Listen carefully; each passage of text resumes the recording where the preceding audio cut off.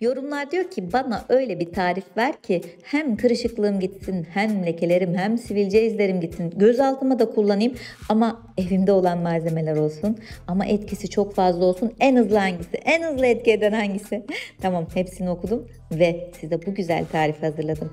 Hurma kullandım. 3 tane hurmanın çekirdeklerini çıkarttım. Tencereme aldım. Bakın çok pratikte hazırlıyorum. Pirinç aldım. 1 yemek kaşığı pirinç aldım.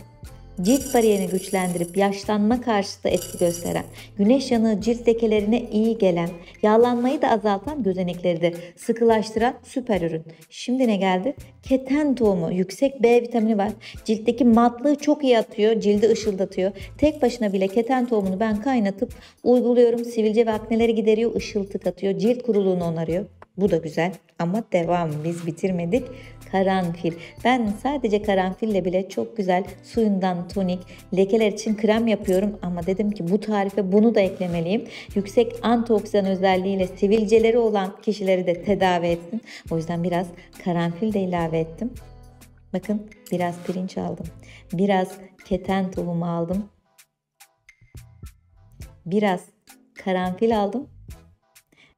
Ve temel malzemem zaten hurma. Çünkü hurmada yüksek oranda C vitamini var. Cildi pürüzsüz yapacak olan da bu arkadaşlar. Elastikiyetimizi artıracak olan da hurma.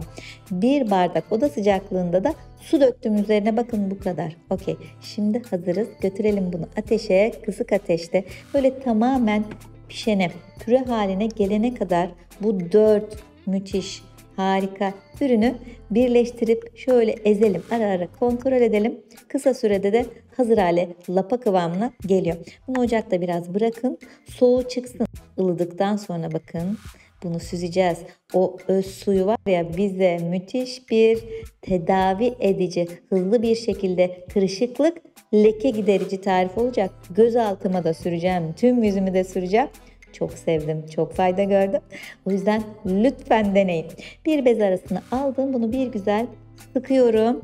Öz suyunu elde ediyorum.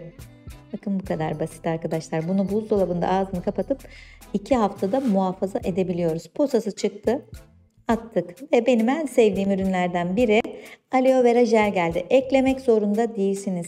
Ama hem ürünün miktarını artırıyorum, hem sakinleştirici özelliğini kullanıyorum, hem etki çok daha güzel oluyor. Ben çok severim aloe verayı. Şimdi E vitamini. 10 damla kadar da E vitamini aktarlardan, online satış yapan sitelerden bulabilirsiniz. Raf ömrü de uzuyor ürünün. Kırışıklıklarla çok yoğun da tedavi sunuyor. O yüzden lütfen E vitamini de ekleyin. Ben üzüm çekirdeği yağı da ekliyorum ama opsiyonel. Yoksa kullanmayın, ama varsa göz altındaki kırışıklıkları da çok hızlı etki etsin istiyorum diyorsanız, bir de cildim kuru diyorsanız, üzüm çekirdeği yağı en güzel ürünlerden biri. Kendi yaptığınız üzüm çekirdeği yağını da kullanabilirsiniz. O tarife de bakabiliriz. Şimdi boş bir krem kabına hazırladığım bu tarifi koydum buzdolabında. En az 2 hafta muhafaza edebilirim. Bitene kadar kullanın. Sabah mı, akşam mı, 2 güne bir, her gün kullanın arkadaşlar bunu. Her gün temiz cildinize kullanın. Farkı ilk haftadan itibaren inanılmaz göreceksiniz.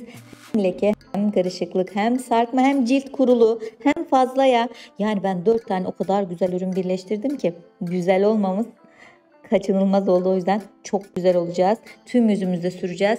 En az 30 dakika. İsterseniz sabahtan akşama kadar da bırakabilirsiniz. Ben öyle yapıyorum. Bu arada videoları beğenmeyi unutmayın. Kendinize çok iyi bakın. Bye bye. Hello my dear friends. This is Miracle Diet Fruit Cream that I use for perfect ingredients and get perfect results to get rid of wrinkles and spots. Hope you like it. Bye.